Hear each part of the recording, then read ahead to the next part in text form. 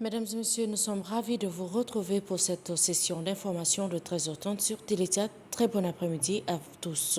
Le public chef de l'État, général Mahamat Idriss Déby Itno, a accordé hier après-midi une audience à l'envoyé spécial des États-Unis pour la Libye, ambassadeur Richard Boyce Norland.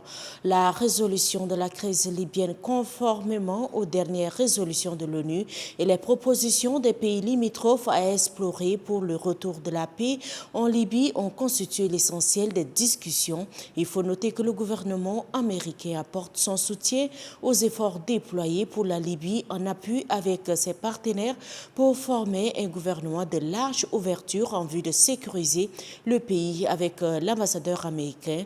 Les échanges ont porté également sur la feuille de route de l'ONU. Après avoir tenu une réunion sur la crise énergétique, le Premier ministre de transition, chef du gouvernement d'Union nationale Saleh Kebzabo, a présidé hier après-midi à la primature une réunion avec les chefs d'entreprise. Plusieurs ministres y ont également pris part.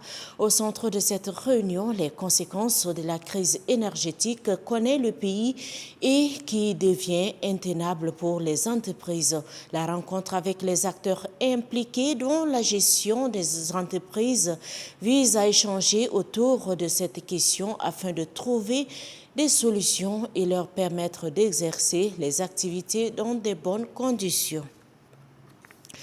Sachez également que double audience hier matin a eu lieu à la primature. Les présidents des professions libérales judiciaires et les responsables du ministère de l'Enseignement supérieur ont été reçus tour à tour par le Premier ministre de transition, chef du gouvernement d'Union nationale, Saleh Kebzabo. Avec les deux corporations, les discussions se sont focalisées respectivement sur l'exécution des décisions de la justice. C'était en présence du ministre de la Justice, garde des Sceaux et des Droits humains, Mahamat Ahmad Alabo. Ceci pour une justice équitable. Quant à l'enseignement supérieur, la délégation est conduite par le ministre de tutelle, Dr Tom Erdimi. Les parties prenantes ont longuement parlé des assises de l'enseignement supérieur qui sont tenues en décembre 2022.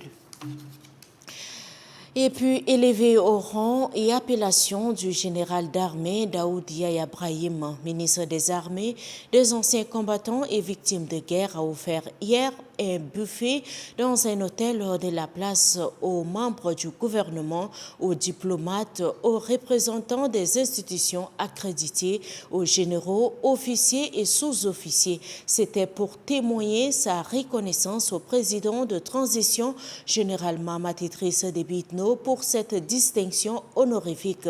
Ses frères d'armes et plusieurs membres du gouvernement ont rehaussé de leur présence à cette soirée de réjouissance. Au cours de ces retrouvailles, le ministre des Armées s'est aussi prononcé sur la situation que prévaut au Soudan, pays voisin, frère et ami du Tchad. Le général d'armée Daoud Yahya Brahim appelle ses frères d'armes soudanais à la retenue. Le comité d'organisation des activités de la Croix-Rouge a organisé très tôt ce matin la marche e-sportive. Cette marche qui s'étend sur une distance de 2 km est organisée en prélude à la journée internationale de la Croix-Rouge. Plusieurs personnalités ont également pris part à cette marche sportive. De Paris-Congo, les participants à cette marche sportive ont parcouru les grandes artères de la capitale. C'est avec cette page sportive que nous refermons cette tranche d'information de 13h30 sur Téléthéâtre. Mesdames et messieurs, merci de l'avoir suivi. Très bonne suite de programme sur Téléthéâtre.